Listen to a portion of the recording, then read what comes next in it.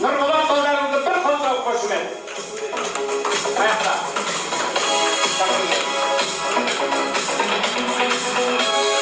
Dokun çakalak. Nurgulak'ın çakırıp az da bolsa bir tilegini aytsın dep. Elдің maqtaнышы ғой.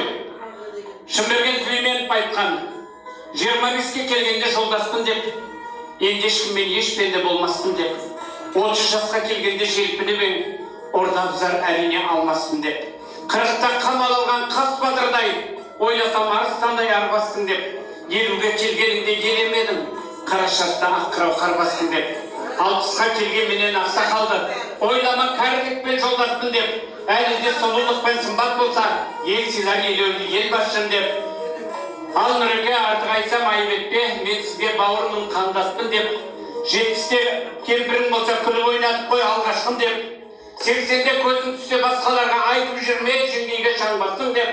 90-ға келген бір шал айтқан екен, енді қызға оллақи бармаспын деп. 95-те жас қызға ғашық болған Жамбылда ойламапты алжастым деп. Сондай-ақ жасың 100-ге жетіп жатса, орныңнан ұшып түргел жап-жасын деп. Мына ағаларың жасын өсіп саған. Бұлар қазір 70-ке келіп жатыр ауылда. Сәлем бердік аталар, ағалар, ауылдастар, жерлестер. Енді өзім бір түрлі, бір жағынан қуанып та тұрмын, бір жағынан қысылып та тұрмын енді. Негізі сіздердің тойларыңызға келген өте қуаныштымын. Келу себебімді өткенде біздерден де сіздердің артықтарыңызда қуып келе жатқан бауырларыңыз ғой. Біздерде 40 жылдығымызды өткіземіз деп, өткенде Жайлыхан ағамыз, інісі Мәзілхан деген екеуміз кішкентайымыздан бірге өстік, бірге оқыдық, көрші болдық. Суретін іздеген Мәзілханның естелікке салу үшін. Сол кезде ағаммен хабарласқан кезде ағам айтты, бізде 50 жылдық өткізейін деп жатырмыз деді. Сол кезде мен айттым, мен барам, ауылдастарыма барып құттықтайын деп, өзім әдейі келген. Саламатсыздар. Сондықтан да бүгінгі 50 жылдықтарыңыз құтты болсын.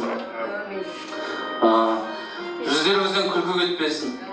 Әрқашан амандықта болыңыздар. Құдай сіздерді күлкіден айырмасын деймін. Енді барлықтарыңызды енді жүздеріңіз таныс, мен енді әке шешемді танисыздар. Енді өнер ғой, өнерде жүргеннен кейін, бұл өнерді өзім биік қоям. Өте келі. Жылтырдан қаншама азаматтар шықты, ақындар да, жазушылар да, кәсіпкерлер де шығып жатыр. Осы мен міне ұстазым отыр, Бақыт апамыз сабақ берген. Ұстазымның өзім ағам көп берген ағам отыр, Мәншүк апамыздың жолдасы. Бақытқұл апамыз, Сәуле апамыз танып жатыр ғой, жайлап көзім үйреніп жатыр. Орысша білен ағы, сен зейін. Орысша апамыз, сондықтан да өте қуаныштымын. Бірінші келді көзім жан-жаққа жүгіріп тұр ғой. Енді той болғаннан кейін ән шашуымды ала келдім. Өнер адам болғаннан кейін бір жерге тойға барасың, отырысқа барасың, бір тойды бір қыздыратын, билететін әндер керек қой. Сахна ол бөлек, той ол басқаша. Сондықтан да тойға арнап жазған авторлар әндерім бар. Ол сіздердің қуаныштарыңызға, ортаға қуанышқа, тойға биге шақырамын. Билеңіздер, көңіл көтеріңіздер.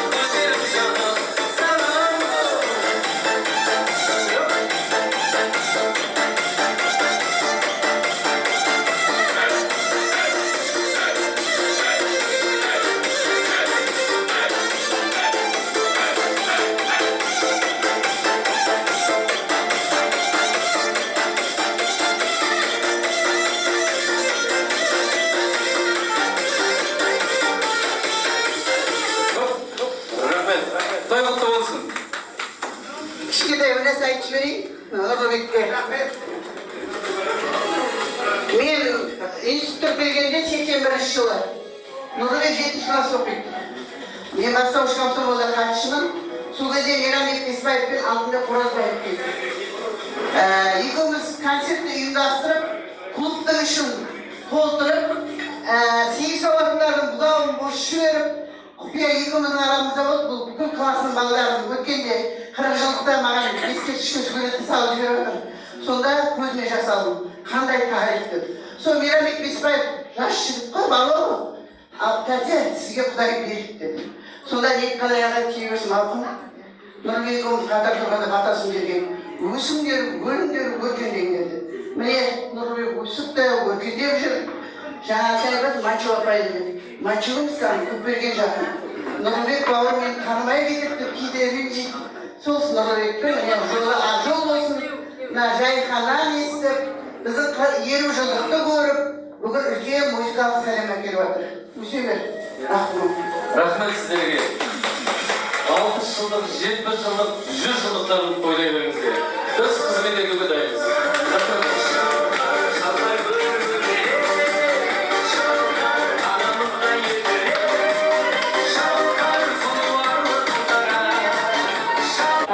Баршаңыз денеріңіз сау болсын.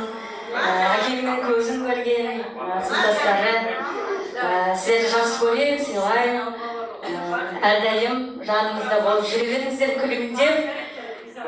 Жастарыңыз 100 жасасын, 100 болсаңыздар. Сіздердің құрметтеріңізге әдемі жылтырдың адамдардың құрметіне жылтырдың киімін орындап берейін. Сіздерге арнайы салымын деп отырмын.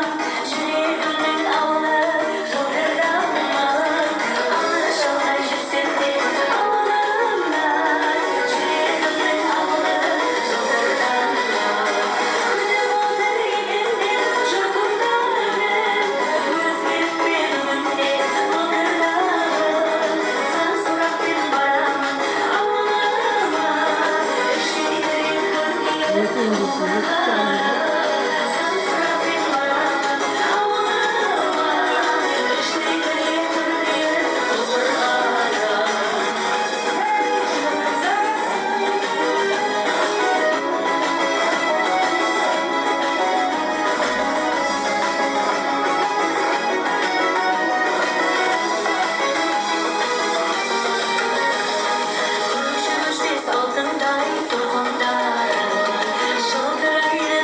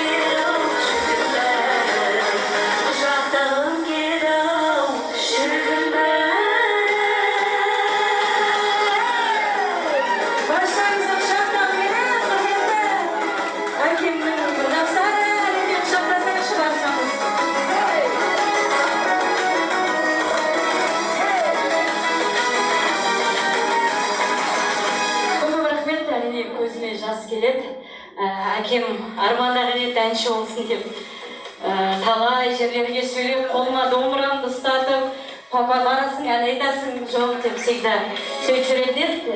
Әкемнің арманы әнші болу, қазір астанада жақсы жерлерде биікте жүрмін. Сіздерді құрметті етсек тағы бір ән орындап берейін. Арнайы Астанадан келіп отырғаннан кейін баршаңыз ортаға көңілді түсірмейміз. Құрметті менің мама түсірмейміз. Мама әкемді ойлап тұр екен. Сіздер құрметтеріңізге баршаңыз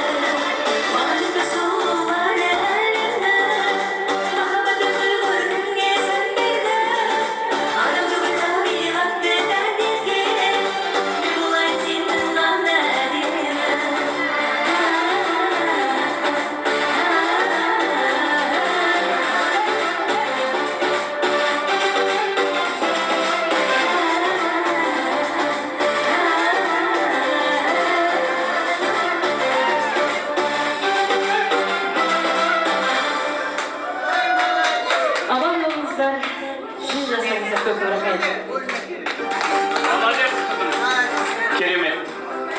Ал орындарымызға отырайық. Бәрекелді. Әлі біздің 200 столымыз бар амандық болса. Бірінші стол бітейін деп жатыр. Бірақ бұл жерде Лиза апайымыз бар екен. Ол кісінде бір қолдау қошемет ортаға шақырайық. Лиза апа. Ду қол шапалақ. Біркеге шақырса орныңызды айтасыз ба? Орныңызды айтасыз. Ал енді тыңдай күштанақ бәріміз отырайық.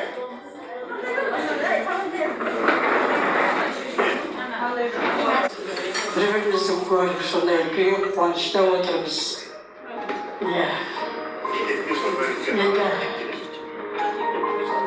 кішкентай кездегі бірінші классқа барғанмын. Біздер енді мен күләш бұл ауылда кәдімгі қойшының қыздары болып өстік қой. Біз көп жылтырды, орталықты көп білмейміз, оқуға бірақ келдік.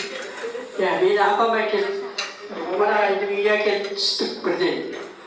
Себебі омарағайды көпіргенің мамасы апамның апасы болатын, тәжапам деп жүретін. Сол жаңағы ағайды үйге бірден келіп, мені көрсетіп, содан ертеңіне мектепке апарды. Енді біз өмірі ауылдан шықпаған, ата-ананың қарамағынан шықпаған адамдарымыз. Бізді мектепке өз қолымен апарып, классқа өз қолымен кіргізіп, жайма, отыра ма деген мақсатпен барған ғой. Сосын бүкіл ата-аналардың бәрі сыртта тұрған, сағалап есіктен қайыпты жаңағы сөйтіп тұрған. Сосын енді ойлаған енді, жылтырдың балдары олар үйленген жыламайды ғой. Енді ауылдан келген біз сияқтылар жылайды ғой деп апамдар күтіп тұрған ғой. Соны бір кезде Омар ағай сабақты бастап, үлкен жан-жануардың жаңағы төлдерін, суретін қойып, соны сұрап атқан тұрғызып әрқайсысынан сұрайды. Біреу бұзау деп, біреу лақ деп жатыр, біреу қосы деп жатыр деген сияқты. Содан бір кезде Жайылхан тұрған, Жайылхан бұзау депті де бақыр жіберді. Сонда ой, мен білмеймін ғой. Апам айтады, зейнештік баласы бақыр жіберді.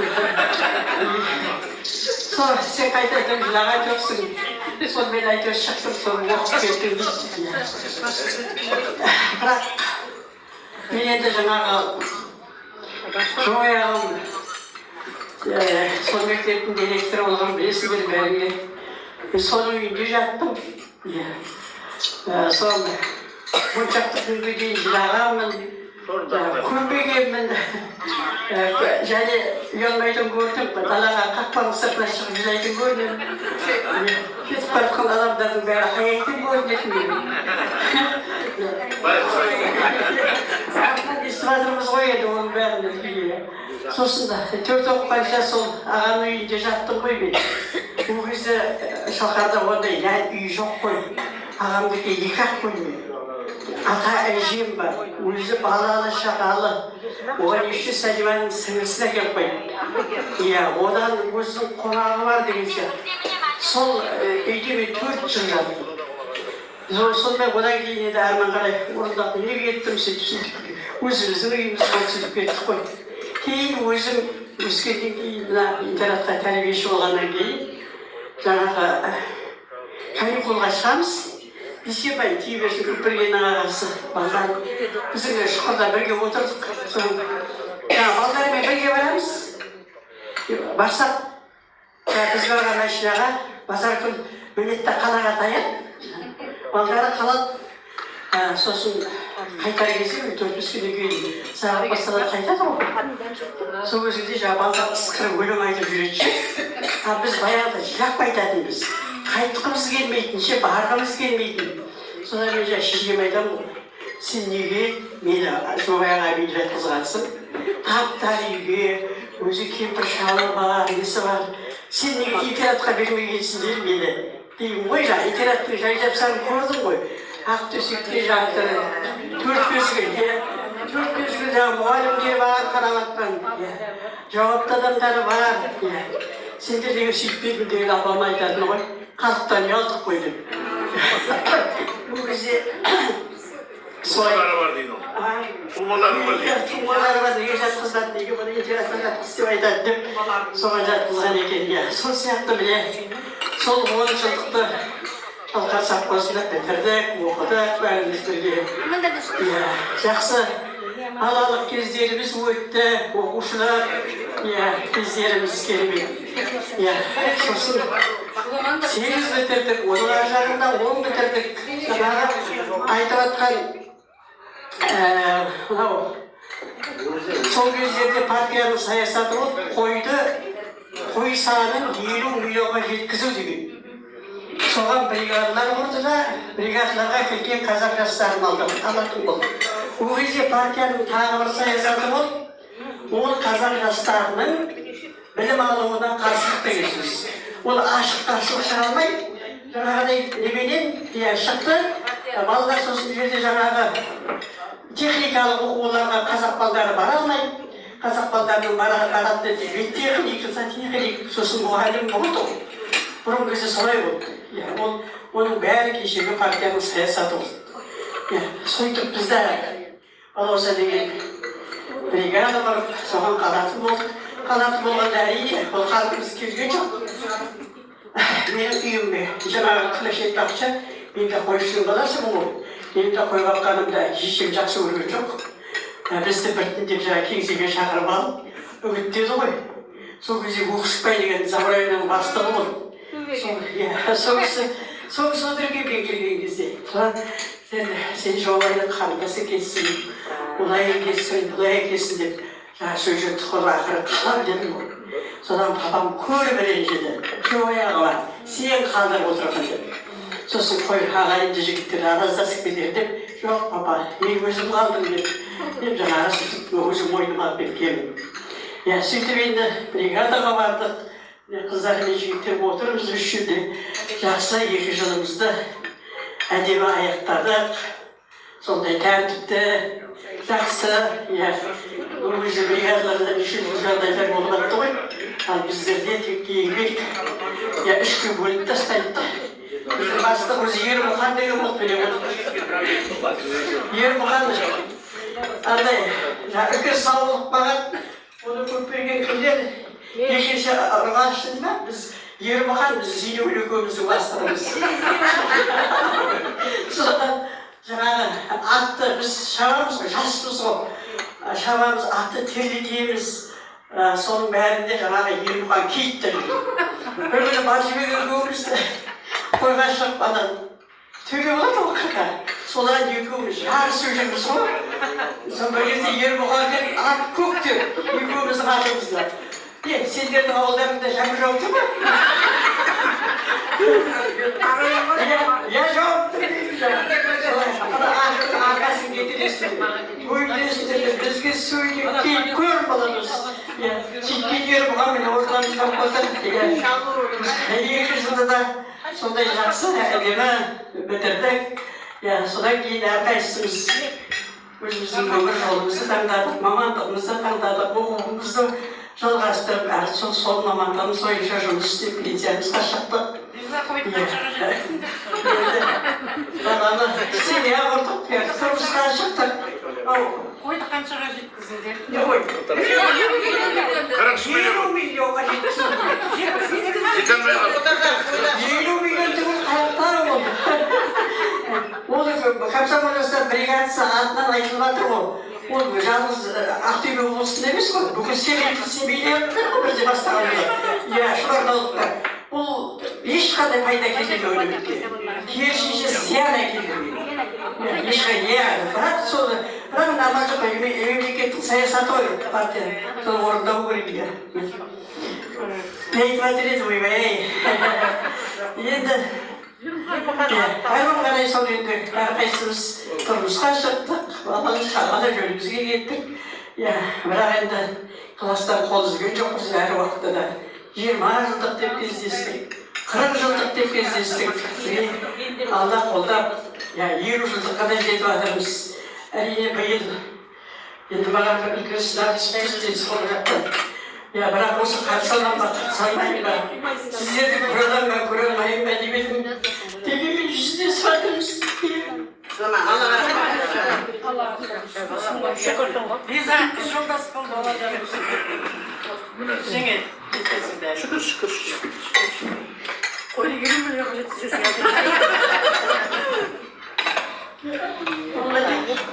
Алланың қолына ғой. Аман болсақ, тірі жүрсек, қалай кездесеміз, қалай көреміз. Тек амандық болсын.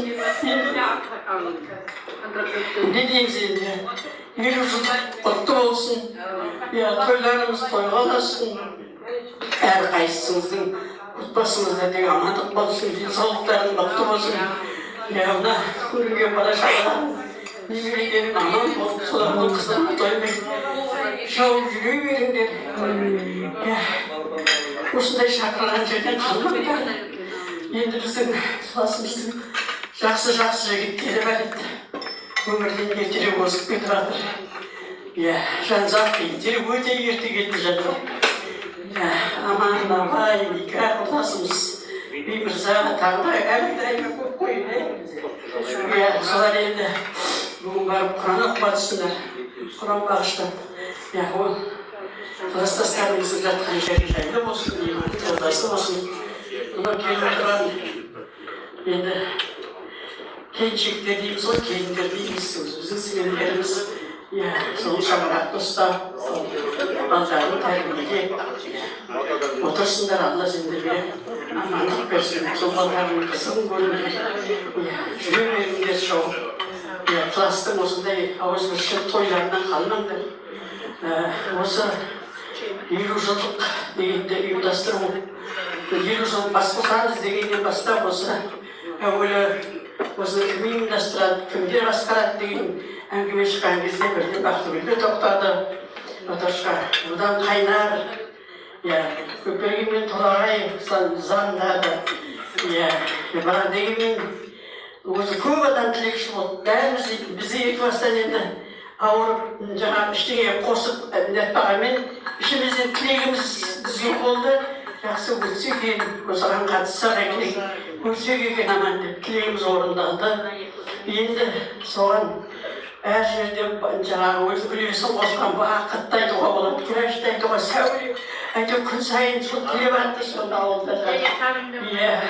Аман өтсе екен, жақсы өтсе екен, абырой өтсе екен деп. Енді дегенде бүгіне ас қостық, жақсы өтіп жатыр, бәрі ойдағыдай сияқты. Мынау алыстан қыздар жігіттер келіп жатыр, Нұртай келіп жатыр.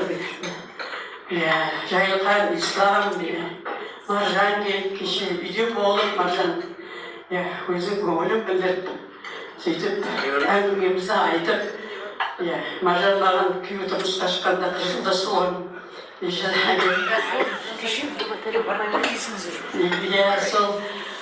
Сонымен бүгін міне сондай өте қуаныштымыз. Алла қуат берсе, дәмізіміз таусылмаса өмір сүретініміз анық, қалай кездесетініміз анық. Сіздерді ауылдарға аман-есен өткізіп, бала-шағаларға аман-есен қосылды. Тек амандықта болыңдар. 22 жылы мен Астанаға жолдасымыз екеуміз қыдырып барғанда, мен осы жігіттерді іздеп Ислам, Жайылған кездескен болатынбыз. Суретке түстік. Бұл жігіттер жаңа біздер ресторанға отырғыздық үйіміз екеумізді.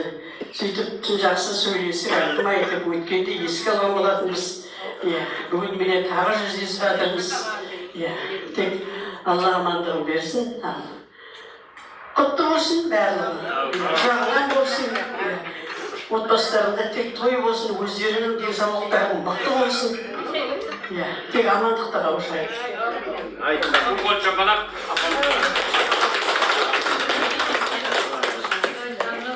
Ой, бәрекелді. Апа, мерейіңіз үстем болсын. Ешқандай уайымдемеңіз, ауырмайтын адам жоқ.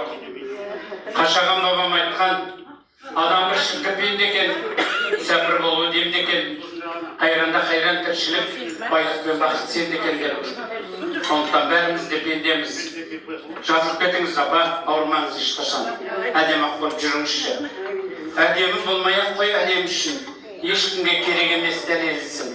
Осындай қарапайым қалпыңмен ақ онсыз да бәрінен де апа әдемісіңді бір қолдағай. Бәрекелді. Мына ер азаматтарға көп отыру қиындау ғой. Әйел адамдар білмеймін, бәріне де төзеді ғой. Мына өздерің естіп жатсыншы, естіп жатырған шығарсыздар. Берленге ең бірінші кірген қазақ қыз екен. Естідіңіздер ме? 4 қыз, танкист. Берленге бірінші кірген. Оны Германия айтты. Көрдіңдер ме? Сол батырларың бар ма деп. Бірақ орыстар оларды елемеді. Оларға беру керек қой бірінші батыр 4 қазақтың қызы дейді. Жаңа біз Мәншүк пен Әлияны білеміз ғой, қалғанын білмейтін едік. Қазір соны естіп жатырмыз. Солай болу керек, танкист екен. Сол айтқандай біздің апайлар шынында батыр, осы кісілерді батыр деу керек. Енді қазақта бір әдемі сөз бар. Шапаның алтын болған мен, жаға менен жең керек. Ұлың патша болған мен, ағайын менен ел керек дегенбіз. Мінеки бәрінің бірінде ағайындарың бар, туыстарыңыз бар. Алланың берген жасын жасап, солармен ойнап күліп, өмірдің қызығына тоймаңыздар. Әрине құрмет қалайық. Иә, бәріміз де пендеміз. Енді мен шамалы антракт жасап, бір 20 минутте сіздер бір секірдік билетейік деген ой дедік. Бірақ программа өзгеріп жатыр. Иә, көп адам көпке дейін отыра алмаймыз. Сол жағада бәріне берсеңіздер деген шаршап тұрған адамдар болуы мүмкін. Иә. Осындай бір отырыста 80-ге келген атамыз, ай, тамады далаға шығайыншы деген ғой. 60 жылдықта. Сөйтсе тамады айтады дейді. Ата шыдай тұрыңызшы, 7 айдан келген құда-құдағайлар тілегін айтайын. Содан кейін шығасың деген ғой. Атамыздың қысылғаны соншалық құлдығым 7 айдан келмек тұр, 8 айдан келсін. Мен қазір шығам деген ғой далаға. Ойбай ата шыдаңызшы деп. Содан не керек, атамыз отырып қалды, той бітуге жақындапты, бір кезде ойына ой түсіп, тамады жүгіріп кетті. Ата енді қайтасың, далаға шығасың ба деген ғой. Сөйтсе, 80-ге келген атамыз айтады дейді. Құлдығым тамады, боларыс болды, енді кептіріп отырым деп айтты. Сол айтқандай бұл кісілерге өте қиын көп отыру. Бірақ сонда да біз тілекті әрі қарай жалғастырған жөн көріп жатырмыз.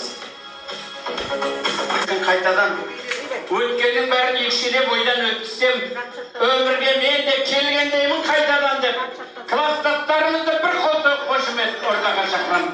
Олар Бақыт, Ермұхан, Гүлжәмила, мынау кім деген? Олар келіңдер ғой, Ағзада. Туғыл шабалақ ортаға шақырамын.